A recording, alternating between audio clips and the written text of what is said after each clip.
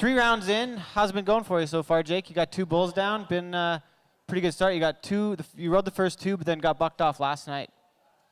Yeah, it's off to a good start, I guess. I was a little disappointed I couldn't get that one rode last night. A pretty good bull. He's got my number now 3 times, so if I get him again, I'll try and do a little better than last night. But yeah, it's off to a good start.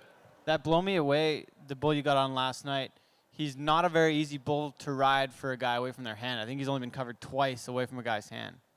Yeah, guys that are right-handed don't really get along with them generally, but I mean, still got to ride him, so.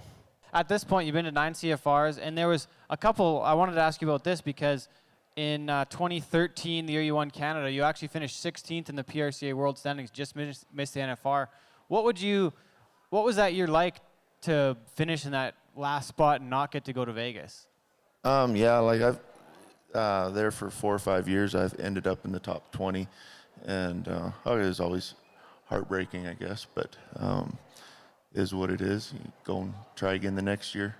What would you have done differently that year? Is there anything you look back at and wish, I would have went here, I wish I would have broke that barrier, wish I would have done something different? Is there anything from that season?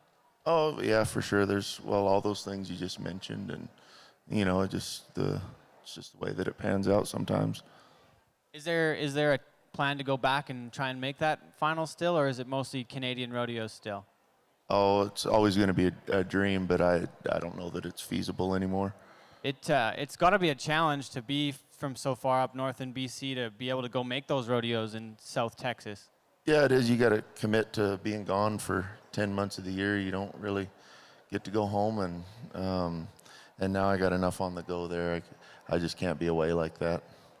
What's it like for you, Scott, to be on the road that much and to go and commit to that to make the finals? Does it end up being a lot of flights? Are you never home? Everybody else is taking care of stuff at home, and now you got a baby that's 8 days old too. Like, you're going to be home a bit more next year too, aren't you?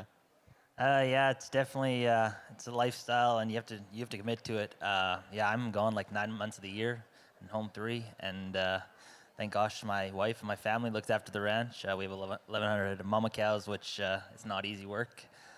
So without them, staying home and looking after it, I wouldn't be able to go where I go and do what I do. So yeah, I mean, now with a baby, I'm probably gonna maybe be home a little more often. I might fly home a little more. I mean, usually I leave in January and come back in May for a little bit of time, and then go again in June till September. I'll probably try to come home a little bit in the winter if I can, or when I have a break or something. Jake, I want to come back to you on this side. You are the 2-time reigning all-around champion of Canada. What does it mean to you to win that award in these first couple years of your career already? It's a dream come true, really. It's one of my main goals from when I started first rodeo, and so I'm pretty fortunate to win it. So, yeah, paid off. For those that might not know, winning the all-around title, it requires 3 different checks and 2 different events. So you had to place 3 different times in the Bulldog, and you're already qualified for the CFR, but you have to make the most money too. Like, it's not just about getting those 3 checks. Like, you got to beat everybody else. But this year, there's nobody else that qualified for the CFR that had made those qualifications either.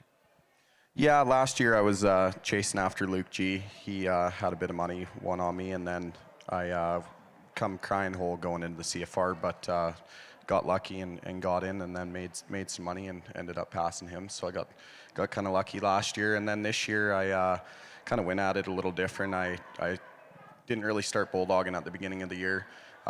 Just kind of wanted to focus on the bull riding and get some ground made up there, and then started entering halfway kind of through the season, and then yeah, it went pretty good. So it was good. Talking about focusing on the bull riding, you were 90 points in Grand Prairie this year on a bull called Sheep Creek. Won that rodeo again for the 2nd year in a row.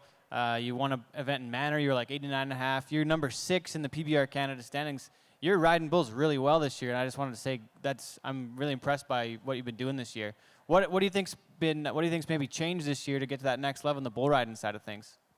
I think it's probably just maturity in the sport, just kind of finding my comfort zone and the confidence. So I think that has a big part to play in it.